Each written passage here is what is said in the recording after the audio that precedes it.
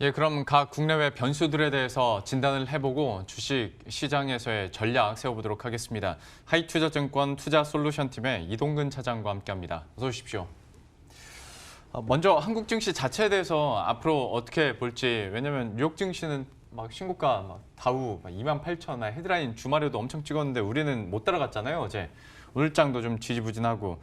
좀 앞으로 흐름 어떻게 보시는지, 특히 외국인이 계속 팔고 있어서 물론 그 MSCI 리밸런싱 때문에 아직 뭐 예상대로라면 한 1조 5천억 원 정도 매도 물량이 더 남아있긴 합니다만 좀 전망 어떻게 하십니까?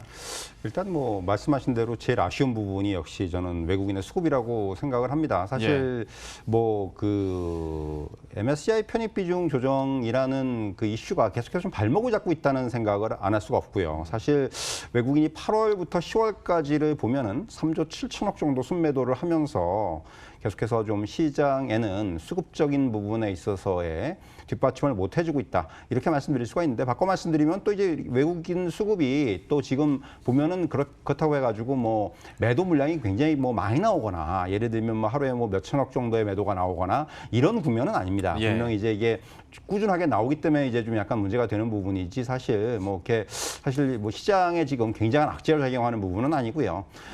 역시 중요한 부분은 MSCI 비중 조정 이후라고 생각을 합니다. 한 가지 이제 좀 의미 있는 부분은 이번 달 들어서서 특히 이제 반도체라든가 이런 쪽에 있어서는 외국인이 계속 순매수를 보여주고 있다는 거죠. 사실 이런 것들에 저는 좀 의미를 부여할 필요가 있다고 생각이 들고요. 또 이제 외국인 수급에 영향을 주는 변수들이 역시 계속해서 뭐 미중무역 분쟁 이슈라든가 또 달러와의 환율 이런 부분들이라고 할 수가 있는데, 최근에 이제 뭐 나온 화웨이 유해라든가 또 이제 이 또 달러화의 어떤 하향 안정 이런 분위기 등을 보면은 시장에는 향후에 분명히 좀 우호적인 상황이 나타나지 않겠는가, 이렇게 좀 조심스럽게 전망을 해볼 수 있을 것 같고, 결국 외국인들이 일단 추가적인 매도보다는 이제는 조금씩 그 바닥을 잡으면서 수급적인 면에서 이제 호전되는 모습들이 나타나지 않겠는가, 그렇게 조심스럽게 한번 전망을 해봅니다. 아무래도 뭐 큰 물량은 아니지만 1,000억씩 9일을 계속 팔다 보니까 심리적인 부담이 오는 게 사실이긴 하나, 그래도 지금 막 대규모 물량이 쏟아지는 것도 아니고 시장이 꺾였다고도 볼 수 없기 때문에 역시 여기에 대해서는 어느 정도 그래도 긍정적인 관점이 남아있는 상황에서 좀 마무리를 지어보도록 하겠고요. 사실 어제 이 시간 통해서도 그 OECD 경기 선행지수 얘기를 잠깐 했는데 비슷한 맥락에서 더 얘기를 할 수 있을 것 같습니다. 그 유로존의 제조업 PMI와 관련해서 이제는 그러니까 바닥 찍고 좀 회복하게 된다면 유럽 증시도 지금 미국 증시 같이 따라가면서 좋게 가지 않습니까? 이런 흐름들 계속 이어질 수 있을지 어떻게 보십니까?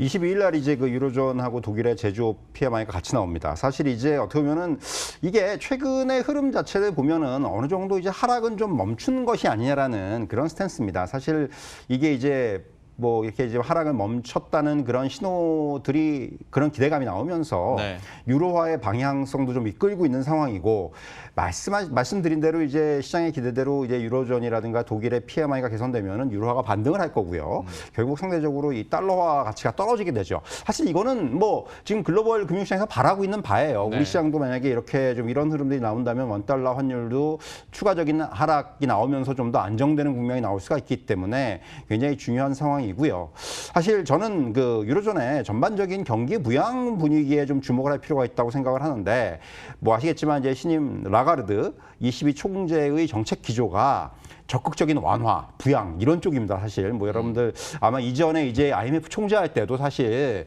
그런 사실 스탠스 많이 보였어요. 돈 있는 나라들은 돈을 좀 풀어야 된다.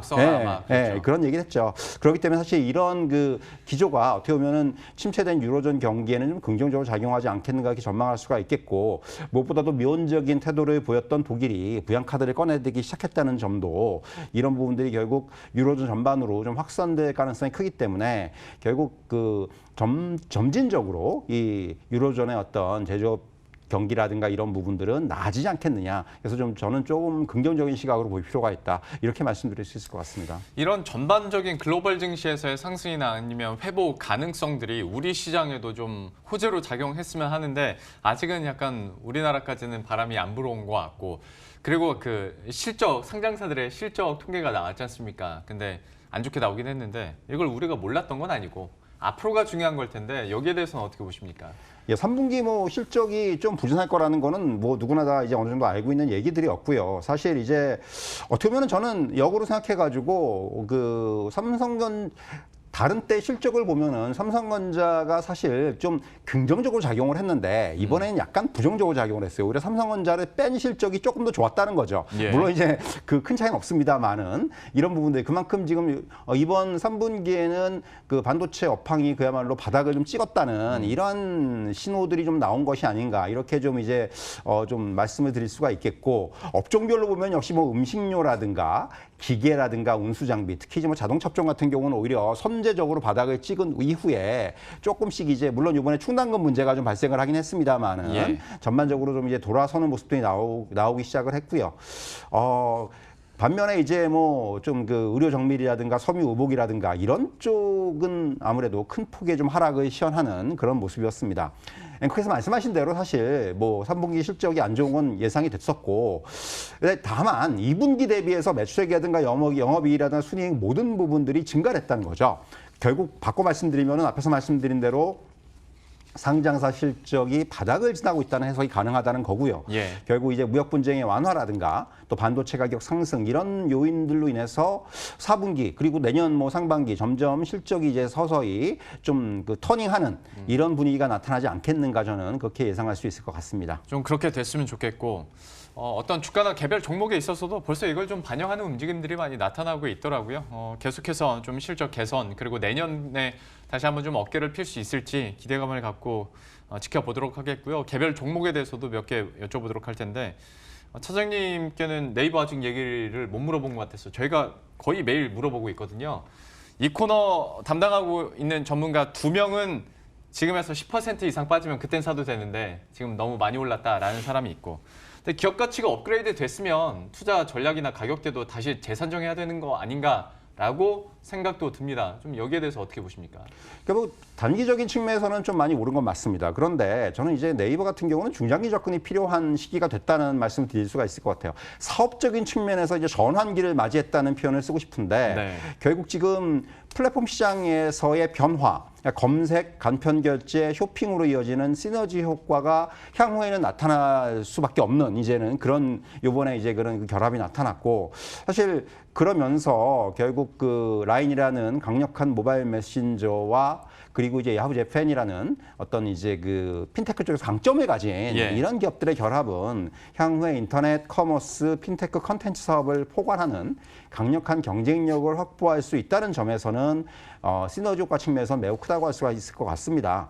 그러니까 단기적으로 일단 주가가 좀 재료에 의해서 움직였습니다. 그 부분은 뭐 여러분 잘 아시는 얘기고 결국 향후에 경영 통합의 효과가 어떻게 시너지를 발휘하느냐 이 부분이 제일 중요하다고 말씀드릴 수가 있겠고 자 말씀드린 대로 결국은 뭐 다른 분들하고 저도 비슷한 의견이라고 할 수가 있는데 단기 제의로 소멸 등에 따라 오늘 이제 주가가 좀 빠지고 있지 않습니까? 예. 이렇게 지금 이제 소멸을 하면서 주가는 좀 단기적으로 조정을 받을 수 있는데 이렇게 조정이 발생할 시에는 매수 전략이 저도 유효하지 않겠는가 그런 시각에서 말씀드릴 수 있을 것 같습니다. 예, 이렇게 좀 빠질 때 매수 가능하다. 그러니까 지금 오늘 빠져도 많이 오른 상태이긴 하나 그래도 앞으로의 기업 가치나 또 여기에 나오는 실적을 기대해 봤을 때는 지금 구간에서도 매수 가능하다라는 의견 받아보도록 하겠습니다.